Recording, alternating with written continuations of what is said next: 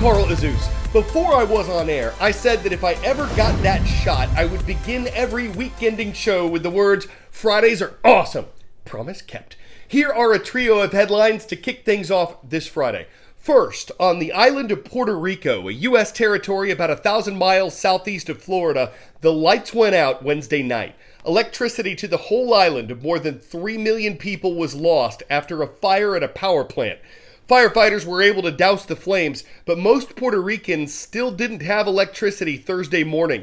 School was canceled. Part of a hospital temporarily lost power after it had problems with its backup generator. And water service was stopped to about 100,000 homes and businesses. Utility officials expected things to be back up and running Thursday night.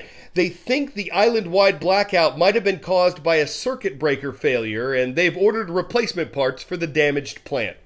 Second, the U.S. Supreme Court is getting a new justice. On Thursday, the Senate voted 53-47 to confirm Ketanji Brown Jackson as an associate justice. President Joe Biden nominated her to the position in late February after Associate Justice Stephen Breyer announced his retirement. Following the Senate vote, in which 3 Republicans joined all 50 Democrats in supporting the nomination, Jackson will become the first black woman to serve in the Supreme Court. She's scheduled to be sworn in this summer after Justice Breyer's retirement takes effect. Supreme Court appointments are highly important to America's 2 major political parties. They each want justices who will interpret the law in a way the parties agree with.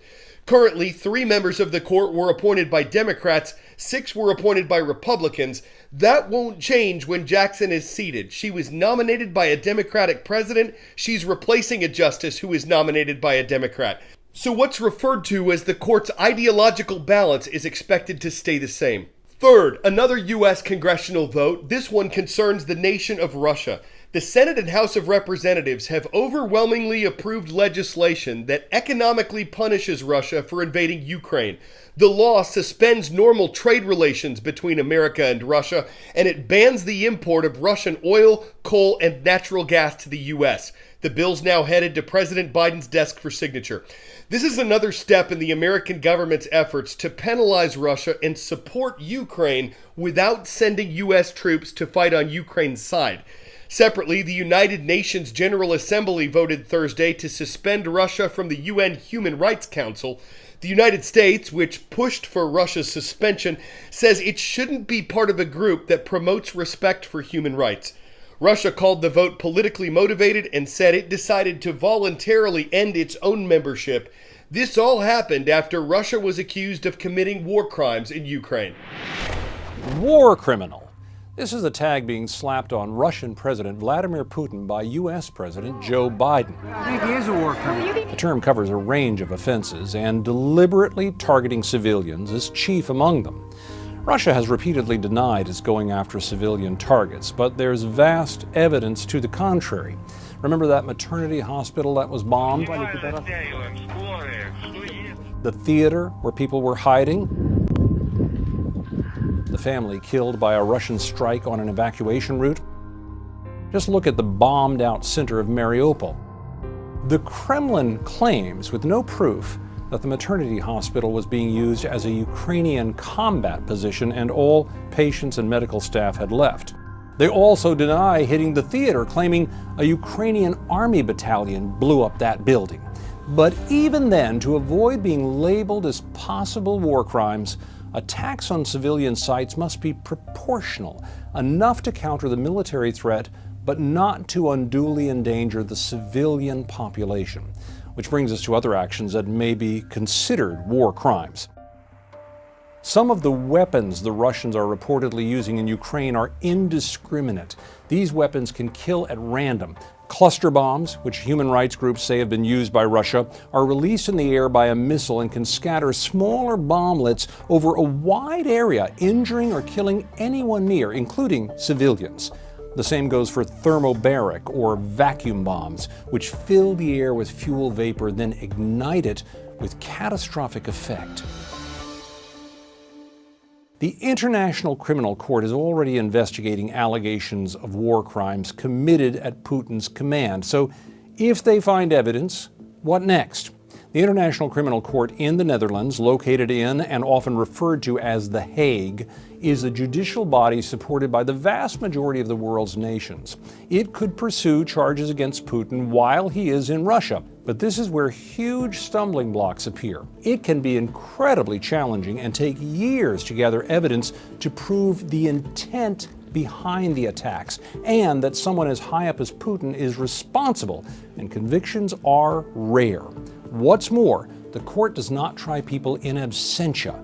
Russia would need to hand Putin over, and that seems unlikely considering Russia, Ukraine, and the United States are among the few nations that do not recognize the court's jurisdiction, even though the U.S. may more generally support the court's actions. Still, there can be consequences for Putin.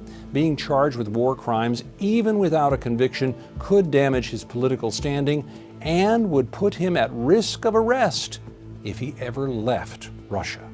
10-second trivia. Which of these buildings was considered the first skyscraper? Chicago Savings Bank Building, Home Insurance Building, New York Tribune Building, or Empire State Building? According to Guinness World Records, Chicago's 10-story home insurance building was completed in 1885.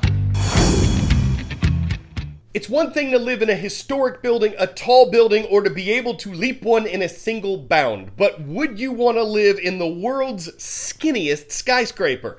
It's now open in New York City. Steinway Tower is named for the famous piano company that used to have a concert hall here. The newly constructed building added to that is 1,428 feet high, one of the tallest skyscrapers in the Western Hemisphere, and it has a height-to-width ratio of 24-1.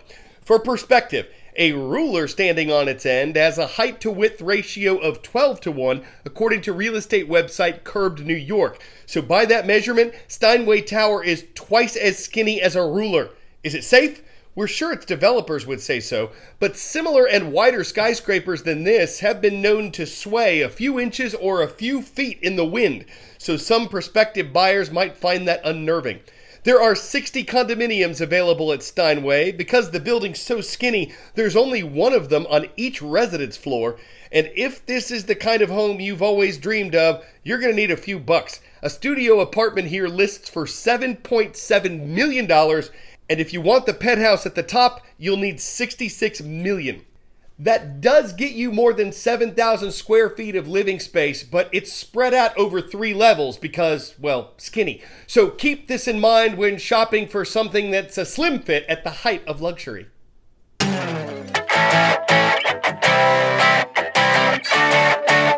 Dang, bro, that drive-thru worker was tall. Make that 3 of them, because what do you do after serving up the biggest comeback in NCAA tournament history? You serve up chicken. At least 3 players from the University of Kansas men's basketball team did that on Wednesday at a restaurant in Lawrence, Kansas. But Carl, you might be asking, why? They said it was a way to connect with fans and show appreciation for their support. And when you think about it, chicken fingers and basketball have a lot in common. They're both dunked with sauce, they're good on a fast break, you can always get a box in one, they both involve foul, and they're served up in baskets. So why shouldn't ballers cross over to take a shot at a drive-thru?